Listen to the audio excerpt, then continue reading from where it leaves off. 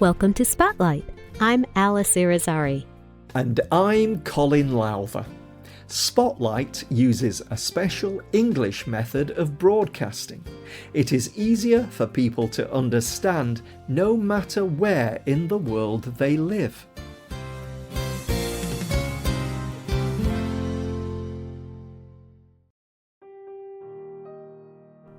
Every day, Larry Harrison gets into a white van that will take him to the Potomac Street Health Clinic. There, doctors give him a small cup of rose-colored liquid. Drinking this liquid is the most important part of Harrison's day. In it is a substance called methadone, a drug that helps manage pain.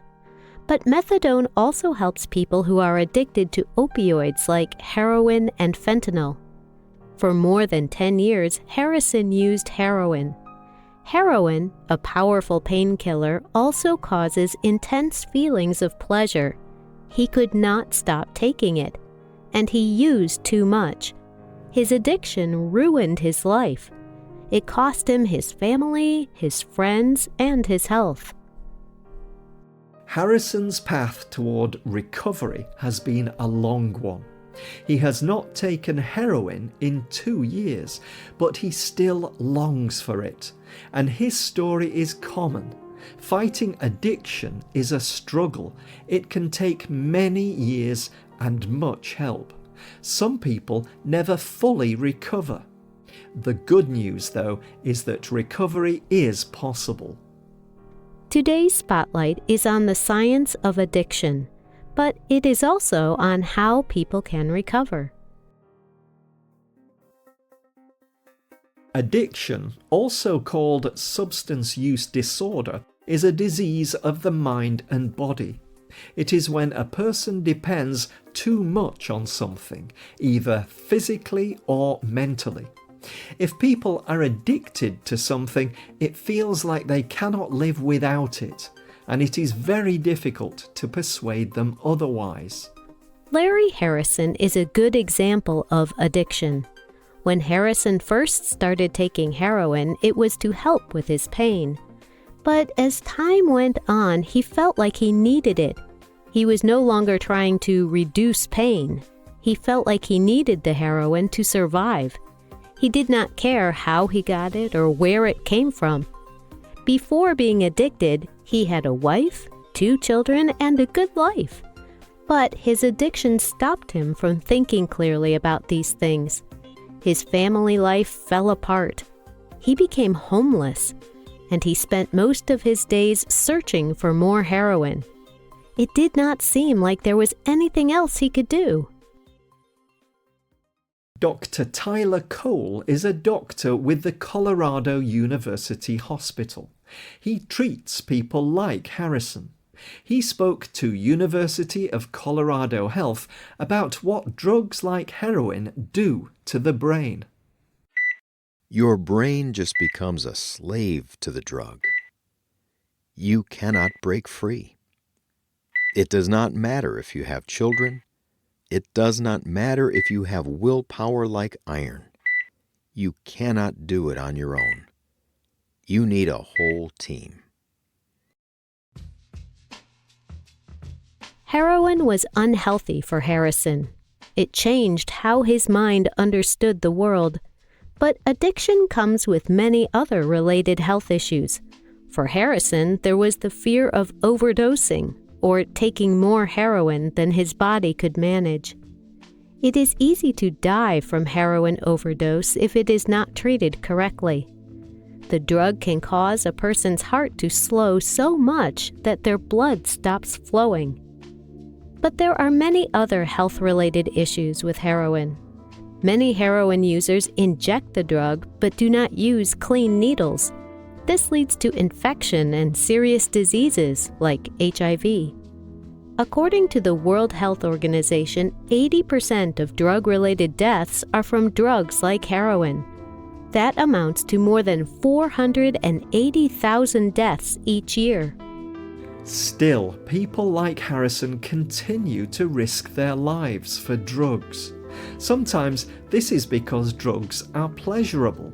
but more often it is because they change how the brain works. Addictive drugs can replace chemicals in a person's brain. These take the place of something the brain is already doing.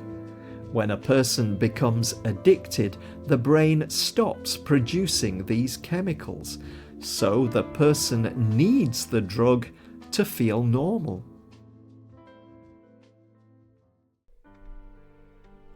Being without a drug a person is addicted to can also cause sickness. This sickness is called withdrawal. Withdrawal signs are different depending on the drug, but these can be very serious. These can be painful, terrifying, and in some cases can lead to death. Christy Huff is a doctor who became addicted to the drug Xanax. She did not take it because she liked the drug. She took it to help recover from a surgery. But her body became dependent on the drug very quickly. She tried to stop taking it on her own, but her withdrawal was very difficult.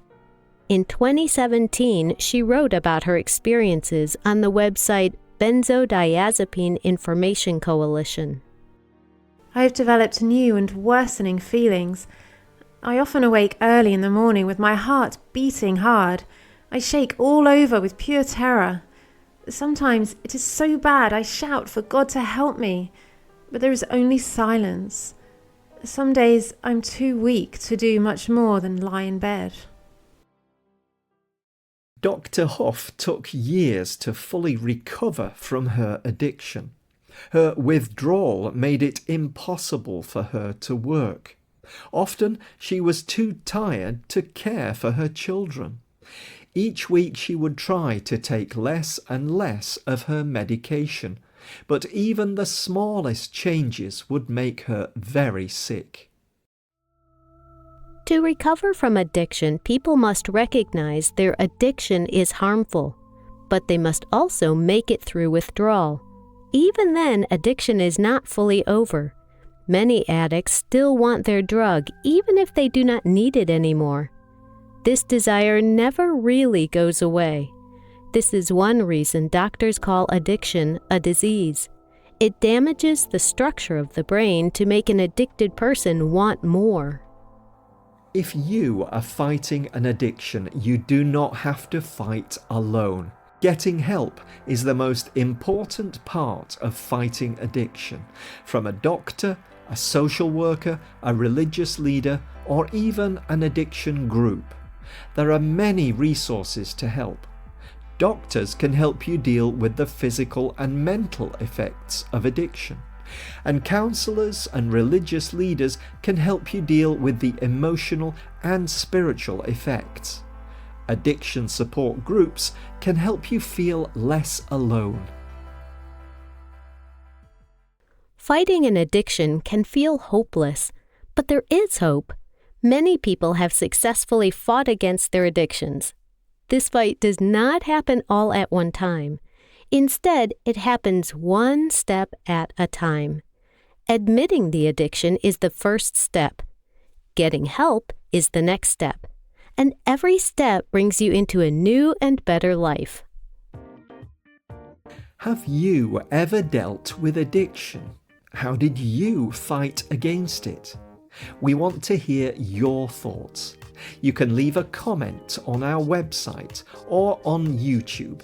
You can also comment on Facebook at facebook.com/spotlightradio.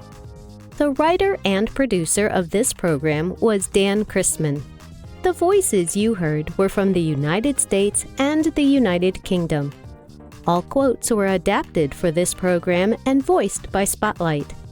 You can listen to this program again and read it on the internet at www.spotlightenglish.com. This program is called Recovering from Addiction. We hope you can join us again for the next Spotlight program. Goodbye.